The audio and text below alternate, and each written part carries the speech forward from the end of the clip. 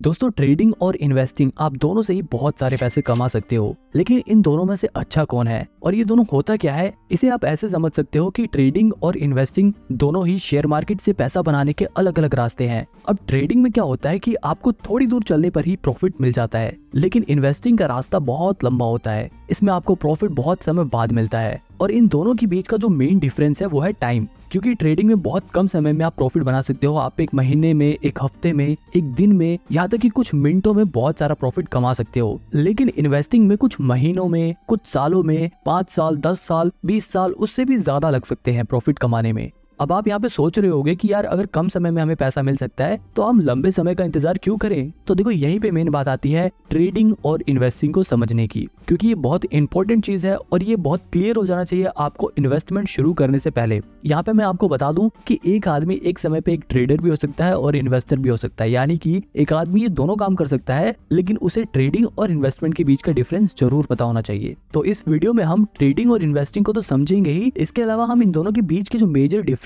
है उनके बारे में भी डिस्कस करेंगे और सबसे आखिरी में मैं आपको ये भी बताऊंगा कि आपको ट्रेडिंग करनी चाहिए या इन्वेस्टिंग करनी चाहिए।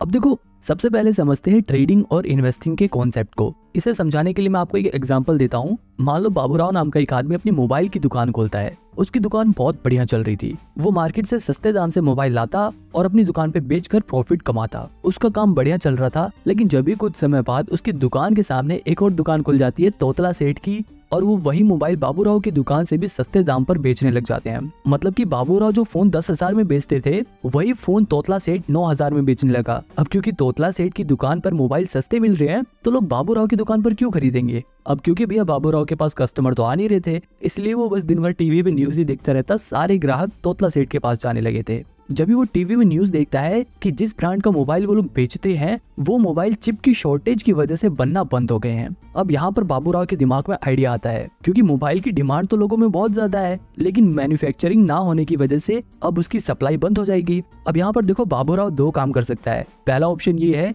कि वो रोज सवेरे उठते ही सबसे पहले तोतला सेठ की दुकान पर जाकर उसके सारे फोन 9,000 में खरीद ले और उन्हें अपनी दुकान पर वापस 10,000 में बेचकर प्रॉफिट कमाए। दूसरा तरीका ये है कि वो रोज सवेरे तोतला सेठ की दुकान पर जाकर उसके सारे मोबाइल खरीद ले और उन्हें अपने वेयर हाउस में स्टोर करके रखे, उन्हें बेचे नहीं। इसी तरह वो कुछ महीने अपने पास उन फोन्स को स्टोर करके रखे और जैसे ही उस फोन का प्राइस मार्केट में बढ़ जाए और उसकी डिमांड मार्केट में बढ़ जाए, वो उन फोन को 10,000 की जगह 12,000 में बेचकर ज्यादा प्रॉफिट कमाए। अब यहाँ पर देखो, ट्रेडिंग और इन्वेस्टिंग को समझो। बाबूराव जब डेली फोन सस्ते में खरीद कर उन्हें बेच रहा था तो वो ट्रेडिंग कर रहा था, लेकिन जब बाबूराव ने फोन को कुछ महीनों के लिए स्टोर करके रखा और जैसे उनका प्राइस बढ़ा, उसने जब बेचा तो उसने इन्वेस्टिंग करी, क्योंकि वो डेली चीजों को सेल नहीं कर रहा बल्कि वो उन्हें कुछ महीनों बाद कर रहा है। बिल्कुल इसी तरह ट्रेडिंग और इन्वेस्टिंग वर्क करती है। बस शेयर मार्केट में फोन की जगह शेयर्स आ जाते हैं। मतलब हम शेयर मार्केट में डेली फोन्स की जगह शेयर्स को सस्ते में खरीद कर उन्हें महंगे में बेचकर प्रॉफिट बनाते हैं, तो वो ट्रेडिंग होती है। और अगर हम शेयर्स को सस्ते में खरीद कर कुछ महीने, कुछ साल, 10 साल, 5 साल बाद जब वो शेयर का प्राइस बढ़ जाता है तब बेचते हैं, तब वो इन्वेस्टिंग कहलाती है।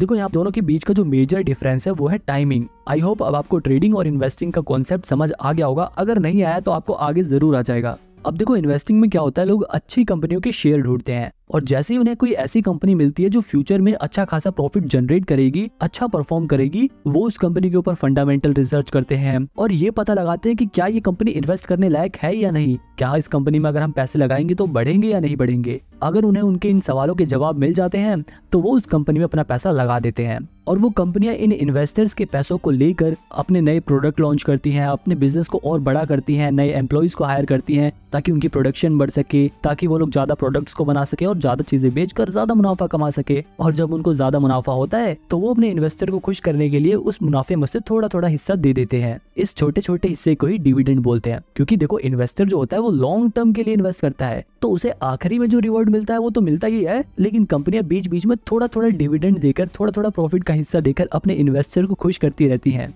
मतलब एक इन्वेस्टर को लॉन्ग टर्म में तो बहुत ज्यादा प्रॉफिट होता ही है, लेकिन उसको बीच बीच में थोड़ा थोड़ा डिविडेंड भी मिलता रहता है, जो उसके लिए एक अर्निंग का काम करती है। और मैं आपको बता दूं कि ऐसे बहुत सारे इन्वेस्टर हैं जिनकी सिर्फ डिविडेंड की कमाई लाखों करोड़ों में होती है। वहीं दूसरी तरफ जो ट्रेडिंग होती है उसमें जो ट्रेडर होते हैं उन्हें इस बात से कोई भी फर्क नहीं पड़ता कि कंपनी क्या काम करती है, कंपनी प्रॉफिट कमाती है या नहीं कमाती, कंपनी का मैनेजमेंट कैसा है। वो फंडामेंटल एनालिसिस पर ध्यान नहीं देते। एक ट्रेडर सबसे ज्यादा ध्यान देता है टेक्निकल एनालिसिस पे, वो चार्ट एनालिसिस पे ध्यान देता है, वो शेयर्स के प्राइस को ट्रैक करता है कि शेयर के प्राइस कब घट रहा है कब बढ़ रहा है, वो उसमें अपॉर्चुनिटीज ढूंढता है। मतलब एक ट्रेडर का काम ऐसा होता है कि वो रोज सवेरे उठते ही सबसे पहले मार्केट खुलते ही किसी भी एक कंपनी का शेयर उठा देगा और उसके प्राइस की मूवमेंट को ट्रैक करेगा। अगर उस ट्रेडर को टेक्निकल और चार्ट एनालिसिस करने के बाद ये लगता है कि शेयर का प्राइस बढ़ेगा तो वो उसे कम रेट पर खरीद लेगा और जैसे उस शेयर का प्राइस बढ़ेगा उसे बेचकर प्रॉफिट कमा लेगा। जबकि इन्वेस्टमेंट में क्या था, जो इन्वेस्टर था वो शेयर को सस्ते में खरीद कर उसे कई साल बाद बेचता है जब उसका प्राइस बढ़ जाता है। अब आपको ये समझ आ गया होगा कि एक ट्रेडर कैसे काम करता है और एक इन्वेस्टर काम कैसे करता है। अब देखो इनके बारे में मैं और डिटेल में नहीं जाऊंगा वरना वीडियो बहुत बड़ी हो जाएगी। अब सीधे हम डायरेक्ट इनके डिफरेंस के बीच में आते हैं, इन दोनों के बीच के अंतर के बारे में बात करते हैं। सबसे पहला डिफरेंस तो टाइम का ही था। ट्रेडिंग कम समय का प्रोसेस है और इन्वेस्टिंग लंबे समय का गेम है। इसके अलावा अगर रिस्क के हिसाब से देखा जाए तो ट्रेडिंग में बहुत ज्यादा रिस्क होता है जबकि इन्वेस्टिंग में रिस्क बहुत ही कम होता है। अब ऐसा नहीं है कि इन्वेस्टिंग में बिल्कुल भी रिस्क होता नहीं है, हो सकता है कि शॉर्ट टर्म में शेयर का प्राइस गिर जाए, लेकिन अगर कंपनी अच्छी चुनी है आप लोगों ने तो लॉन्ग टर्म में उस कंपनी का शेयर प्राइस जरूर बढ़ेगा और इस वजह से इन्वेस्टिंग में रिस्क बहुत कम हो जाता है। वही ट्रेडिंग रिस्की इसलिए होता है क्योंकि ये एक तरह का गैम्बल है। मान लो दो दोस्त हैं, वो आपस में हेड टेल वाला गेम खेलने का डिसाइड करते हैं और बोलते हैं कि अगर हेड आया तो तू जीत गया और टेल्स आया तो मैं जीत गया। तो ये देखो ये एक तरह का गैम्बल है और शेयर मार्केट में भी बिल्कुल ऐसा ही होता है। बस वहाँ पे दो जनों की जगह बहुत सारे लोग आ जाते हैं और वो लोग हेड टेल की बजाय शेयर के प्राइस घटने या बढ़ने के ऊपर बैट लगाते हैं। मतलब बहुत सारे लोग होते हैं जिसमें से कुछ लोग ये अंदाजा लगाते हैं कि शेयर का प्राइस गिरेगा और कुछ लोग अपने पैसे लगाकर कहते हैं कि शेयर का प्राइस बढ़ेगा। और ये लोग अपने पैसे कहाँ लगाते हैं, ये लोग अपने पैसे लगाते हैं ब्रोकर के पास, यानी कि ग्रो जीरोधा जैसे ब्रोकर के पास अपने पैसे लगाते हैं। अब देखो अगर शेयर का प्राइस बढ़ गया तो ये वाले लोग जीत जाएंगे, अगर ये लोग जीत जाएंगे तो जो लोग हार गए हैं उनका पैसा जीते हुए लोगों के पास चला जाएगा और उस जीते हुए पैसे में से थोड़ा सा कमीशन ये ब्रोकर्स रख लेते हैं। और इतना ही नहीं, इस जीते हुए हिस्से में से सरकार भी टैक्स के नाम पर अपना हिस्सा इनसे ले लेती है। अब यहाँ पर ये देखो कि जो ब्रोकर है और ये जो गवर्नमेंट है इनको तो हमेशा कमीशन और टैक्स मिलेगा, चाहे ये लोग जीते चाहे ये लोग जीते। लेकिन लॉन्ग टर्म में नुकसान किसका होता है, सिर्फ ट्रेडर्स का। मतलब सिंपल सी बात यह है कि अगर ट्रेडिंग में आपने पैसे बनाए हैं तो वहीं दूसरी तरफ किसी ने अपने पैसे गंवाए हैं। कल को जब वो पैसे बनाएगा तो हो सकता है कि आप अपने पैसे गंवाओ, इसीलिए ट्रेडिंग रिस्की रहता है।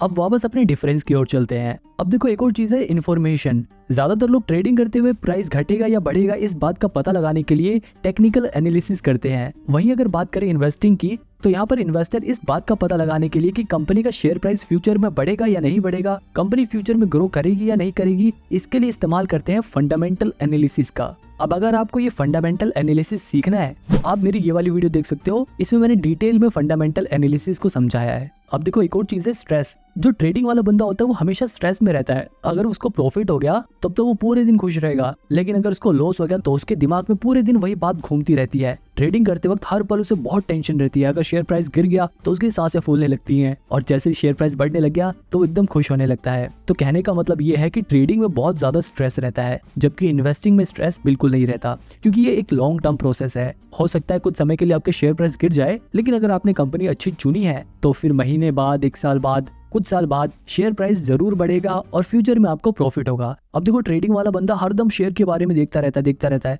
लेकिन इन्वेस्टिंग वाला बंदा आराम से एक बार इन्वेस्ट कर देगा और फिर कुछ टाइम बाद अपना देखेगा इन्वेस्टमेंट, अच्छा हाँ मेरा शेयर प्राइस जितना बढ़ गया या इतना गिर गया, फिर दोबारा बंद कर लेगा, क्योंकि उसे बेचना नहीं है, उसने लॉन्ग टर्म के लिए इन्वेस्ट कर रखा है। फिर कुछ समय बाद वो दोबारा से खोल के देखेगा कि हाँ भाई अब तो आज मेरे शेयर प्राइस बढ़ गए, वो कम देखेगा और इसको कम टेंशन होगी। लेकिन ट्रेडर को हर पल टेंशन रहती है, प्रॉफिट होने के बाद भी और लॉस होने के बाद तो ऑब्वियसली रहती है।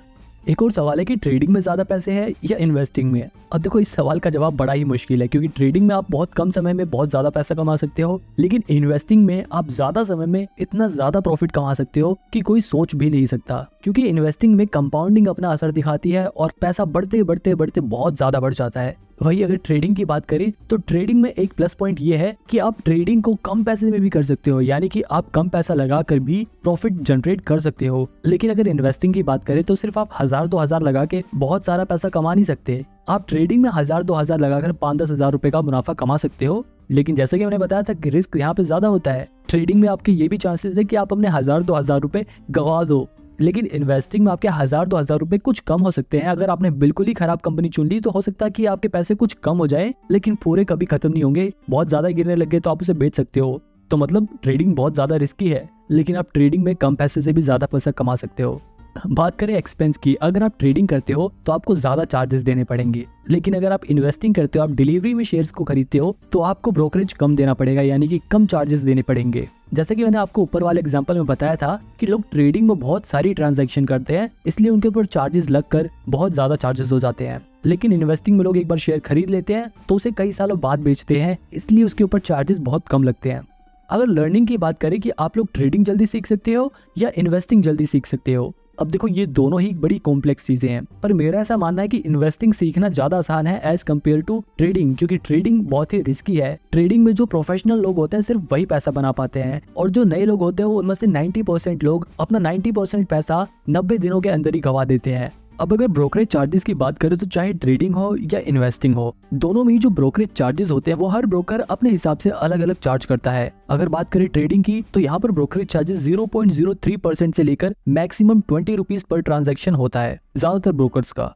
इसके अलावा एम स्टॉक जैसे कुछ ब्रोकर तो ऐसे भी हैं जिनके पास 1000 रुपए से लेकर 2000 रुपए तक का प्लान होता है, जिन्हें खरीदने पर आपका लाइफ टाइम ब्रोकरेज चार्जेस नहीं लगेगा। लेकिन यहाँ पर ध्यान देने वाली बात यह है कि सिर्फ ब्रोकरेज चार्जेस नहीं लगेगा। इसी तरह अगर आप इन्वेस्टमेंट करते हो यानी कि डिलीवरी में शेयर्स को खरीदते हो, तो वहां पर भी जो ब्रोकरेज चार्जेस होता है वो 0.003% से लेकर 20 रुपीज मैक्सिमम पर ट्रांजैक्शन होता है। हालांकि डिलीवरी में भी जीरो था, जैसे कुछ ब्रोकर ऐसे हैं जो एक भी रुपए ब्रोकरेज चार्जेस नहीं लेते, लेकिन इन ब्रोकर्स के पास आपको लगभग 300-350 रुपए अकाउंट मेंटेनेंस चार्जेस देने होते हैं हर साल। ये सब तो ब्रोकरेज चार्जेस थे जो ब्रोकर्स चार्ज करते हैं, लेकिन इसके अलावा गवर्नमेंट भी प्रॉफिट में से अपना टैक्स डिडक्ट करती है। अगर बात करें सिर्फ ट्रेडिंग की, तो ट्रेडिंग पे जो प्रॉफिट होता है उस पर लगभग 28% टैक्स देना पड़ता है। वहीं अगर बात करें इन्वेस्टमेंट की, यानी कि अगर हमें लॉन्ग टर्म कैपिटल गेन होता है तो उस पर हमें 20% टैक्स देना पड़ता है। आप में से कुछ लोगों के दिमाग में डाउट होगा कि हम ट्रेडिंग या फिर इन्वेस्टमेंट कम से कम कितने रुपए से स्टार्ट कर सकते हैं। तो देखो, आप मिनिमम 100 रुपए से ट्रेडिंग और इन्वेस्टमेंट दोनों ही स्टार्ट कर सकते हो। ट्रेडिंग में आप अपना पैसा फ्यूचर एंड ऑप्शंस में लगा सकते हो, इंट्राडे ट्रेडिंग में लगा सकते हो,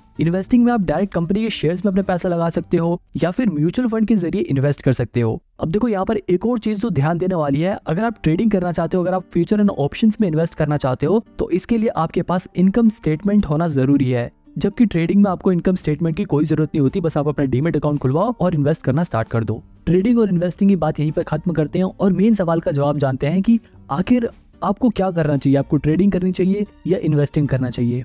अब देखो, आपको मैं यहाँ पे बिल्कुल साफ साफ बता दूं, अगर आप अभी बिल्कुल नए नए शेयर मार्केट के बारे में सीख रहे हो, तब तो बिल्कुल भी ट्रेडिंग की तरफ मत जाना। कभी आप ऐसा सोचो कि आप 1000-2000 रुपए लगा के उसे 5-10 हजार रुपए बना लोगे और फिर 5-10 हजार को 1 लाख करोगे और फिर 1 लाख को 1 करोड़, ऐसे करके आप बहुत सारे पैसे कमा लोगे। ऐसा नहीं होता। अगर आप बिल्कुल नए नए शेयर मार्केट में आए हो, पहली बारी बेशक आप कुछ पैसे बना लो, लेकिन उसके बाद आप अपने पैसे जरूर गवाओगे और वहीं पर आप डीमोटिवेट हो जाओगे। तो इसलिए पहले शेयर मार्केट्स के बेसिक्स को सीखो। इन्वेस्टिंग के जरिए आप डिलीवरी में शेयर्स को खरीदो, उनकी मूवमेंट को ट्रैक करो। आपको धीरे धीरे जब एक्सपीरियंस होने लगेगा, आपको धीरे धीरे जब ये पता लगने लग जाएगा कि शेयर मार्केट कैसे वर्क करता है, तब आप धीरे धीरे अपना ट्रेडिंग में कदम रख सकते हो। लेकिन एकदम से ही ट्रेडिंग मत करने लग जाना। यहाँ पर आप ये ध्यान रखना कि जब आप ट्रेडिंग सीख रहे हो तो उस समय ज्यादा पैसे नहीं लगाने आपको ट्रेडिंग में, आपको कम पैसे से शुरुआत करनी है और जैसे जैसे आपका एक्सपीरियंस बढ़े वैसे वैसे आप अपने पैसे बढ़ा सकते हो। यहाँ पर एक और बात ध्यान देने वाली है कि शुरुआत में जब आप ट्रेडिंग सीख रहे हो तो ऐसा ब्रोकर चुनना जिसका यूजर इंटरफेस आसान हो और वहां पर अकाउंट मेंटेनेंस चार्जेस